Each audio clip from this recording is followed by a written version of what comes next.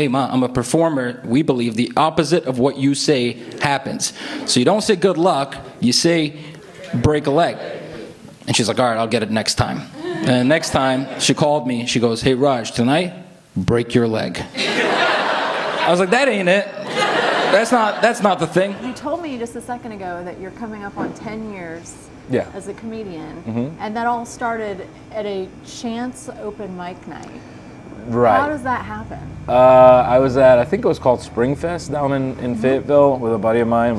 We'd gone and played tennis and end up having a couple beers afterwards, and just like walked down into an open mic, and then we had a couple more beers, and then I ended up on stage, and I've been at it 10 years now. So got very drunk and accidentally did an open mic. So liquid courage helped. Yes. In that situation. And now I'm co-owner of a bar, so I think it's kind of exactly. Do you create jokes based on real situations? And I want to tell you, I'm kind of terrified of hanging out with a comedian because I always think I'm going to end up as like the butt of a joke somewhere down the line. It's rare.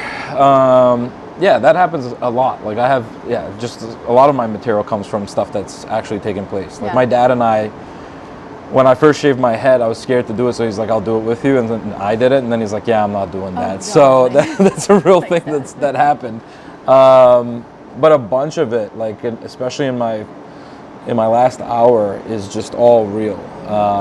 And I tend to find that that's actually a really good way of safeguarding against having material stolen.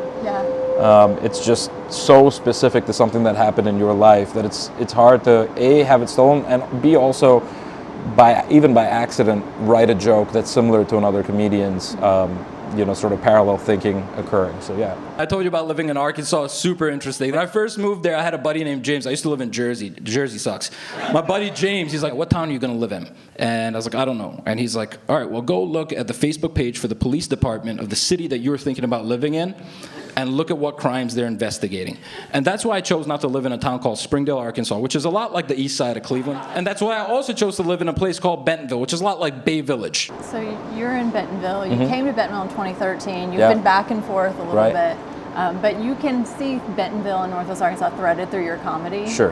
How does it inspire you? How can you poke fun at it a little bit? I mean, this is, we're in the very center of the country. While Bentonville's an increasingly Indian town, at least 10 years ago, it wasn't quite so. And so for me, like I come from overseas, and looking at what I think Americans in a more sort of homogenous society like Bentonville, what they prize and cherish is funny to me, because I would never think of those things. Really? Like lawn care is like a really big deal to most Americans. And like me and the Indian guys in the neighborhood are like, we're not doing that. we're not interested. You need to go meet my dad and his zoysia grass that he talks about endlessly. Like I'm happy to my neighbors, some of them like know the difference between different types of grass, but they don't know if I'm like Indian or Pakistani. And that's like, I feel like that's an easier thing to identify. So when they start to figure that out, I'll do the lawn care. But for now, like I was gone to New York long enough that I had to hire a guy, because like I started getting like complaints from people, and I was like, okay. Let that grass grow. No, it started to look like the field from Gladiator. You know what I'm talking about? Where it's just like wheat, and he's walking his hands through it. That's what my backyard looked like at one point. English is just a funny language, right? Especially when you're talking about finances and stuff. None of it makes any sense. Like when I first got here, people would tell me, like, they were like, oh, you have outstanding debt. And I was like, thank you. And it's not that's not a compliment. Years later, I would start to run a business. They're like, oh, this is gross profit. I'm like, and they're like, no, that's a good thing. How can we support local comedy? So that we're not, we bring in comedians, but how do we also nurture the comedians that are here and support them? I mean, there's a stack of shows that's always happening. If you search like Eventbrite or 3Common or any of the, even on Google, it'll just kind of get listed. There's shows happening all the time. There's open mics that take place, I think, every Wednesday at the old Bentley's location at the Crown. So that's a lot of fun. And then I occasionally put shows on as well. So it's fun. And people can watch Break the Leg. That's right. Which I did also watch this morning as I was doing my homework. Did you? Okay, yeah, cool, and nice. I want you to tell the story behind that, because everyone has, a mom that maybe doesn't quite get the right saying. Right. Your mom told you to not just break the leg, maybe Yeah, so my mom, so I guess the superstition is that whatever you say, the opposite happens. Yeah. And so you're not supposed to say good luck to performers. So I told my mom, you're supposed to say break a leg. And then the next time I had a show, she was like, okay, tonight break your leg. And I was like, that's not the right saying. And so she's like, I'll get it next time. And then the second time she called me up and spoke to me like I was the Karate Kid. And she was like, tonight break the leg. And then my dad was like, tell him to break both of his legs. I'm like, you guys aren't getting this. This isn't helping. Yeah, my mom is very funny, but it's like really dry wit, and that's kind of the women in my family are kind of known for that.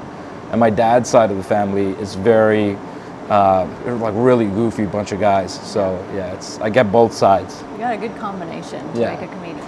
Right. I want to talk about this beautiful bar that people can visit here in downtown Bentonville. Yeah. And you were showing me some artwork that really you kind of used as inspiration. But if someone's never been to Botanical, you're part owner in this with two of your friends. Right.